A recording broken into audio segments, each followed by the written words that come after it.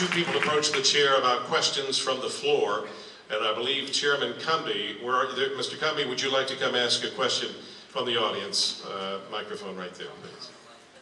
And the mic may need to be turned on, so check it carefully. Testing. There you go. This is probably not a good location. Anyhow, thank you for being here tonight. I appreciate y'all all coming out. At the Forsyth County Convention, we asked two questions of a couple of candidates that were there, and I wanted to re-ask the same questions from all four of you. The two questions were, first of all, who did you vote for in November for president? And secondly, could you explain your position on the marriage amendment last year? Thank you. We will begin with Ms. Crawford. Well, of course I voted for Romney. That's an easy one. That was a no-brainer in that one. The marriage amendment, as many of you know, Republican women were at the leadership forefront of that. I traveled all over the state for 18 months training our ladies on how to present the marriage amendment, how to win that fight. And we did. We took it to our churches. We did presentations in our churches. We went all over. We camped out at the legislature I camped out the last week that we were building up to that vote, trying to talk to each of those guys to get their commitment to vote. Because it was not easy. We had to, we were of course overriding the veto when we finally got it passed, and we had to have some Democrats. And we've got some good Democrats, and we worked on those. But that was grassroots at its best on the marriage amendment. The other side outspent us. They spent between $8 and $9 million. We spent $1.5 to $2 million. And we involved churches who usually won't get involved in politics, but since that was an issue that was so important to them, we were able to bring them in. So yeah, we worked tirelessly on that marriage amendment. I was part of the executive committee where we were meeting every week and then planning what the next strategy would be. And it was very tough. We kept losing ground at times. So I can't say enough for the folks that got involved in that movement, and some people who had never been involved in politics before, as Dave mentioned earlier, came out and worked on that. They stood at the polls, they handed out information because it was something that they believed in. They knew how important it was for North Carolina, and it was an awesome victory. Mr. Bradley. Of course, there's no question that I voted for Mitt Romney in the general election. And I absolutely support traditional marriage. And my concern in 2011 was that the marriage amendment was dangerous to traditional marriage. When you put marriage to a vote, you're looking at the next election. But what happens in 20 years? In 20 years, once 2 full classes of Common Core education have dumped into the voting booth and we hold this vote again, we're going to leave to our children and our grandchildren a problem 100 times worse than the one we dealt with. Right now, a Pew Research poll just came out that all those voters between the ages of 18 and 32 support gay marriage, that abomination, gay marriage, by 70%. And that's only going to get worse. Speaker Tom Tillis, Speaker of the North Carolina State House, famously said that the marriage amendment was going to be repealed in 20 years. He said that because he saw the way the voting is going. He saw what's coming out of the schools today and how the younger generation don't think like we do.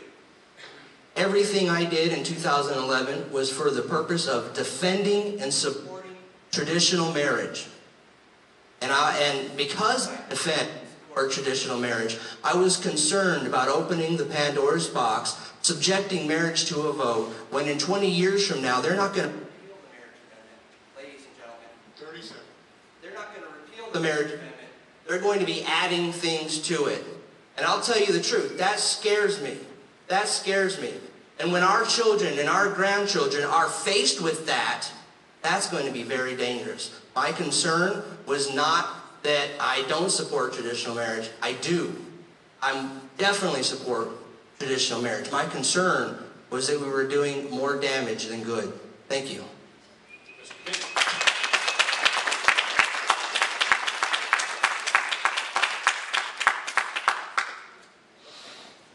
During the general election, I voted for Romney, of course. as far in regards to the marriage amendment, a lot of people during that time, people wanted to ask me, so forth and so on. So I thought Jesus Christ answered the question for me rather well in Matthew 19 when he described what marriage was. It was between a man and a woman, and that a man would leave his mother and father and only his wife. I think I'll take Jesus Christ's advice over any liberal law professor at UNC Chapel Hill. During that time, I had some very real arguments with some people who claimed to be Christian. I say that with all sincerity and sadness in my heart. You know, those people that wanted to say, well, you know, there's nothing wrong with it, that type of thing. I actually, the bishop of my particular, I'm a Baptist doing some missionary work in the Methodist church, but the bishop, he got a ear cleaning out for me on this particular issue because of the stance that they took. And I lost a little bit of, you know, the hierarchy is not pleased with me because I spoke the truth and said what needed to be said. And on the day of the marriage amendment, I stood out and was all day long at 3 or 4 different precincts because I went from one to the other, trying to hit as many people as we can standing up for that amendment. I'm proud of my stand. I'll make that stand till I die, but I will say this. Democrats will never stop. They will never stop. And we can't go home because we have a victory, because we haven't won the battles, and we haven't won the campaign, and we sure haven't won the war. We have to always be vigilant against these people.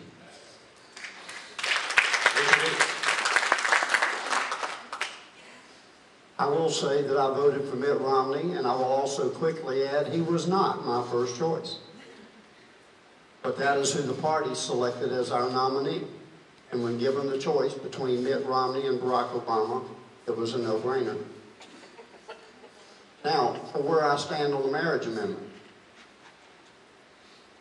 Jim Isley, Maria, up in Wilkes County, on a Saturday, drawing people out in their community. And I know we talked about it even though I was with Patty Kern and them doing the religious freedom rallies up in Winston-Salem, Jerome Savage, the rallies down in Raleigh. I supported that amendment at every opportunity. And I support it to this day. I am delighted that it is in our state constitution.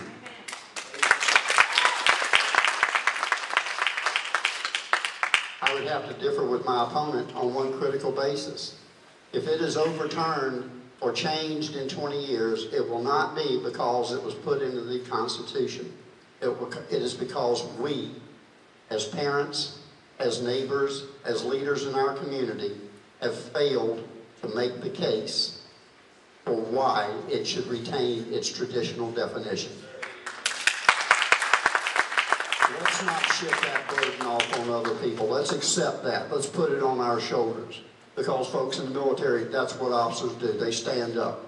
They accept what they're responsible for. They put everything into standing behind it, and I will never apologize for taking that public stance. I think I had 30 seconds left. I just want to use that now. Let me ask the timekeeper, does she have 30 seconds remaining? Yeah, I guess so. I stopped. When he said 30 seconds, I stopped. Okay. I want to add to that. I want to disagree a little bit with my colleague Glenn as well. I was in the chamber the day the vote was taken. And I know I somewhat disagree with Glenn a little bit. He voted for the bill on the second reading. He did not vote for it on the third. And I've heard you talk about that in the past, that you supported the marriage amendment, but the third reading, when it counted, you didn't vote. And on a constitutional amendment, a non-vote is a no. So I just want you to explain that, because I understand what you said. We've had that conversation. You only had the chance to vote of whether we decide or the judge decides. That was the only vote you were able to Okay, time's up, Ms. Kravik. You'll have 30 seconds to respond to that specific charge, Mr. Brandon. Well, what I promised my constituents when I went there was that I was going to guarantee that the marriage amendment landed on the ballot, and that's exactly what I did. There was a 10-vote margin at that point, and it was guaranteed to land on the ballot. The reality is is that we have to stop and think of the future. We can't look 2 years into the future to the next election. We have to look 10 years. And the next generation and those coming after, ladies and gentlemen, they support gay marriage. Thank you, and Mr. Bradley. It's going to be The time bad. is up on that. Thank you. Our next question, and we'll begin with Mr. Bradley on this one. The question is, what are the duties of the vice chair, and what personal qualities do you possess that are needed to fulfill those duties? The primary duty of the vice chairman is to organize the districts and the counties all the way down to precinct level, to give them the resources and the materials they need to go door to door and start building up these precincts and organizing them into proper Republican organizations. And once they have become proper Republican organized bodies, to bring them out to the voting booth and win elections.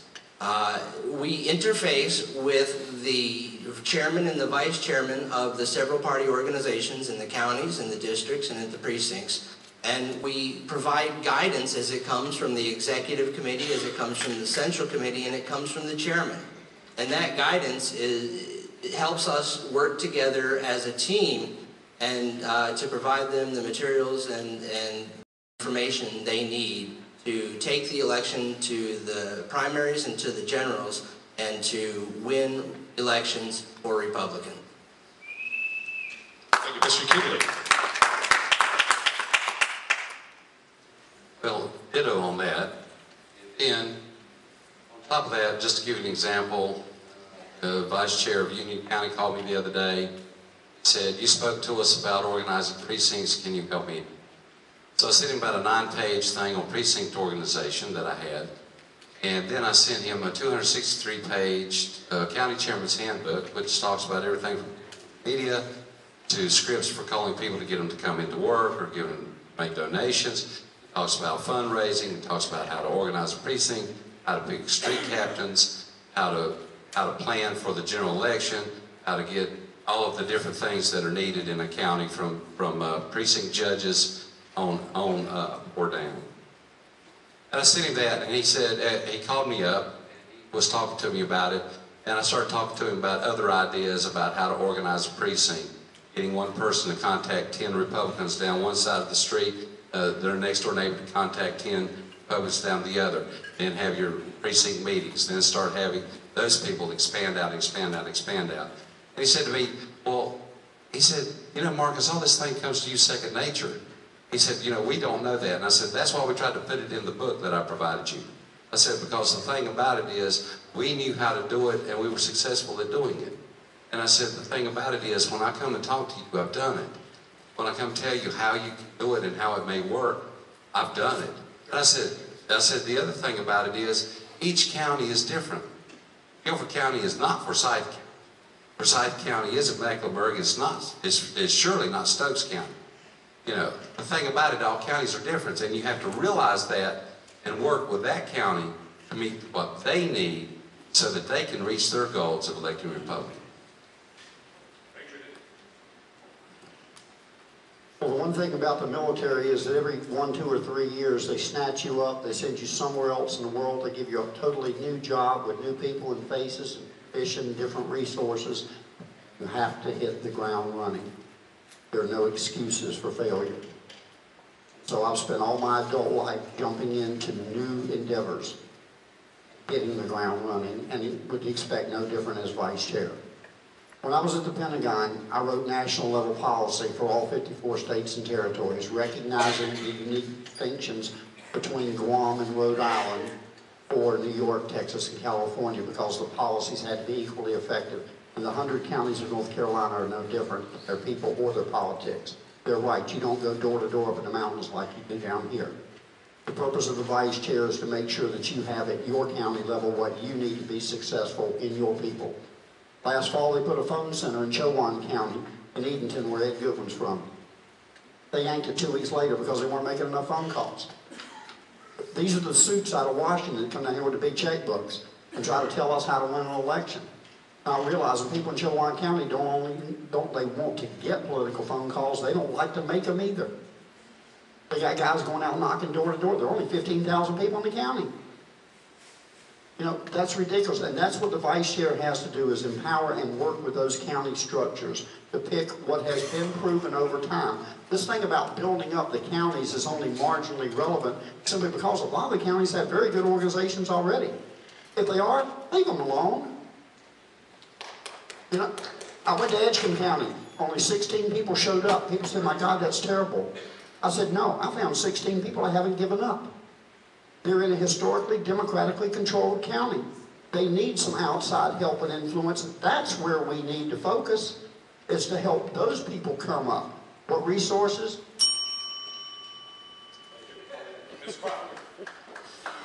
Duties of the vice chair, well, of course, it's as the chairman assigns to you. That's the biggest thing. The chairman will need your assistance, and he will be assigning duties to you, he or she. But training, I think, is the biggest thing that we need to do. We need to offer training for our counties. Forsyth County, we're doing a good job. We have, actually they're here, we have two ladies, Linda and Dinah. They know how to do precinct organization.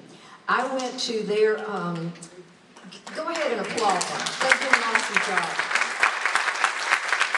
I went to their polling place one day. They were working, this was back, I don't even remember which election it was, but I went there. Every single voter that came through that would take a Republican card, they would say, could we get you to sign this sheet to volunteer? Even if you'll just let us put a sign in your yard. I was there for a few hours. They got 120 people to volunteer to help them, to help us in the next election. That's grassroots at its best. And every county in the state should have a Glenda and a Dinah to do these things. But there's so many simple things that we can do. But if people do nothing when they don't know what to do. They have to have some guidance. They have to, some counties are wonderful and don't need it, but some counties need it desperately. And I think as a party, we need to be doing that. We need to be reaching out, asking those counties, what do you need? What can we do to help you? And listening to them, and then providing the resources that they need.